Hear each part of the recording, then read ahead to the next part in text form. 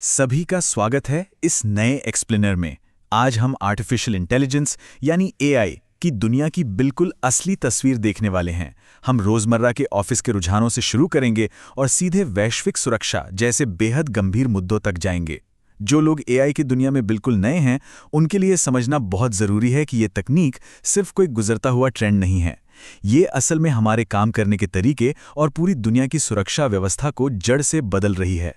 तो चलिए सीधे मुद्दे पर आते हैं। इस पूरी तस्वीर को आसानी से समझने के लिए हम अपनी चर्चा को 4 हिस्सों में बांटेंगे। पहला, प्रचार और रोजगार। दूसरा, तेजी से बदलती एआई तकनीक। तीसरा, साइबर सुरक्षा को लेकर खतरे। और अंत में, नए वैश्विक एआई गठबंधन। तो सबसे पहले बात करते हैं पहले हिस्से की, प्रचार, वास्तविकता और रोजगार। आइए देखते हैं कि एआई की भारी मार्केटिंग का असर असल में काम करने वाले लोगों पर कैसे पड़ रहा है। आजकल बाजार में एक बहुत बड़ा ट्रेंड चल पड़ा है, जिसे एआई वॉशिंग कहा जाता है। असल में हो क्या रहा है? बहुत सी कंपनियां अपनी पुरानी और साधारण ऑटोमेशन तकनीक को सिर्फ मॉडर्न दिखाने के लिए उस पर एआई का ठप्पा लगा रही हैं। बास्केटबॉल हूप से लेकर फर्श स्कैन करने वाली साधारण मशीनों तक को एआई बताकर बेचा जा रहा है। इसका मकसद सिर्फ और सिर्फ बाजार में इस शब्द के क्रेज का फायदा उठाना है। लेकिन देखिए, इस झूठे प्रचार के पीछे एक बहुत ही चौंकाने वाली सच्चाई भी छिपी है। हाल ही में मर्सर ग्लोबल टैलेंट ट्रेंड्स की एक रिपोर्ट सामने आई है और इसका डेटा सच में डराने वाला है। सर्वेक्षण में शामिल 99% सीईओ का मानना है कि अगले 2 वर्षों में एआई की वजह से कंपनियों में बड़े पैमाने पर छंटनी होगी। जरा सोचिए, 99%! ये कोई छोटी बात नहीं है। ये वर्कफोर्स में एक बहुत बड़ा भूचाल है। और इस भूचाल का कर्मचारियों के मानसिक स्वास्थ्य पर बहुत गहरा असर पड़ रहा है। शोधकर्ताओं ने इसे एक नया नाम दिया है, एआई रिप्लेसमेंट डिसफंक्शन या एआईआरडी। यह इसलिए हो रहा है क्योंकि एल्गोरिदम अब उन शुरुआती लेवल के कामों की जगह ले रहे हैं जिन्हें करके पहले इंसान काम सीखते थे। जो लोग अपने करियर की शुरुआत में हैं, वो सबसे ज्यादा डरे हुए हैं, क्योंकि कंपनियां अब इंसानों को ट्रेनिंग देने के बजाय सीधे ऑटोमेटेड एआई एजेंट्स को काम पर रख रही हैं। ये कोई भविष्य की कहानी नहीं है, ये अभी हो रहा है। मेटा का ही उदाहरण लें। वो पहले ही अपनी 7,000 नौकरियों को एआई के हवाले कर चुके हैं। और तो और, अपने एआई को और स्मार्ट बनाने के लिए वो कर्मचारियों के काम करने के तरीके यानी की स्ट्रोक्स तक को ट्रैक कर रहे हैं। इस हालात में विशेषज्ञ यही सलाह दे रहे हैं कि प्रोफेशनल्स इन नए एआई टूल्स को चलाना सीख लें।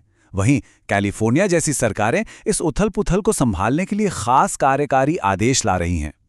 अब आते हैं अपने दूसरे हिस्से पर, जो है विकसित होती मुख्य एआई तकनीक। चलिए पर्दे के पीछे चलकर देखते हैं कि ये तकनीक असल में काम कैसे करती है और इतनी तेज कैसे हो गई है। नए लोगों के लिए ये समझना बेहद दिलचस्प होगा कि एआई का दिमाग कैसे काम करता है। पुराने एआई मॉडल ऑटो रिग्रेसिव होते हैं, जिसका सीधा सा मतलब है कि वे एक कछुए की तरह एक-एक करके शब्द बनाते हैं। लेकिन अब जो बिल्कुल नए मॉडल आ रहे हैं, जैसे कि एनवीडिया का नेमोट्रॉन, वे डिफ्यूजन तकनीक का इस्तेमाल कर रहे हैं। इसका मतलब है कि वे एक रॉकेट की स्पीड से पूरा का पूरा टेक्स्ट या डेटा एक ही झटके में जनरेट कर देते हैं। इसे समझने के लिए एक डार्क रूम की कल्पना कीजिए। पुराने एआई मॉडल किसी डिजिटल पेंटिंग को पिक्सल दर पिक्सल बनाने जैसे थे, जिसमें बहुत समय लगता था। लेकिन ये नए डिफ्यूजन मॉडल एक ऐसी तस्वीर की तरह है जो डार्क रूम में एक ही बार में पूरी तरह से उभरकर सामने आ जाती है ना कमाल की बात? इससे एआई की स्पीड बेतहाशा बढ़ रही है। इस एडवांस टेक्निक की बदौलत आज हमारे पास ऐसे टूल्स आ गए हैं जिनके बारे में कुछ साल पहले तक सोचना भी मुश्किल था। उदाहरण के लिए जेमिनी ओमनी को लीजिए। ये अब वीडियो को सीधे टेक्स्ट की तरह बदल सकता है। ये सिर्फ ऊपर से फिल्टर लगाना नहीं है, बल्कि वीडियो को पूरी तरह अंदर से एडिट करना है। या फिर ककूना जैसे एआई एजेंट, जो कोडिंग को सुरक्षित करने का उबाऊ काम अपने आप बैकग्राउंड में ही निपटा लेते हैं। एक और बड़ी क्रांति हो रही है। एआई को ट्रेनिंग देने के तरीके में सीमॉप नाम का एक नया तरीका आया है। ये डेटा के उदाहरणों का ग्रुप बनाता है और एआई की सीखने की प्रक्रिया को बेहद आसान कर देता है। इसका सबसे बड़ा फायदा क्या है? ये कि इस तकनीक का इस्तेमाल करके एक बहुत ही छोटा एआई मॉडल, जिसमें सिर्फ 3 बिलियन पैरामीटर्स हैं, वो किसी बहुत बड़े 70 बिलियन पैरामीटर वाले कॉर्पोरेट मॉडल को आसानी से हरा सकता है। साइज अब मायने नहीं रखता।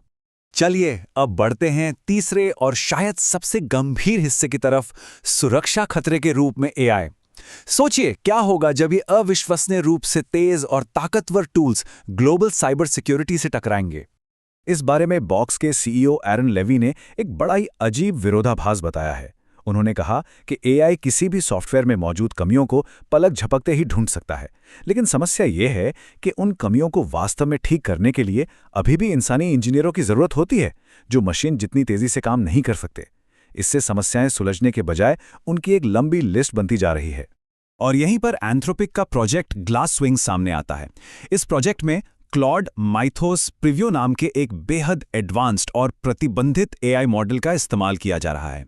इसका काम है जरूरी ओपन सोर्स सॉफ्टवेयर में छिपी हुई खामियों को ढूंढना। और जब इसे 1000 प्रोजेक्ट्स पर टेस्ट किया गया तो नतीजे चौंकाने वाले थे। इसने 23,000 से अधिक बग खोज निकाले। ये आंकड़ा सच में बहुत बड़ा है।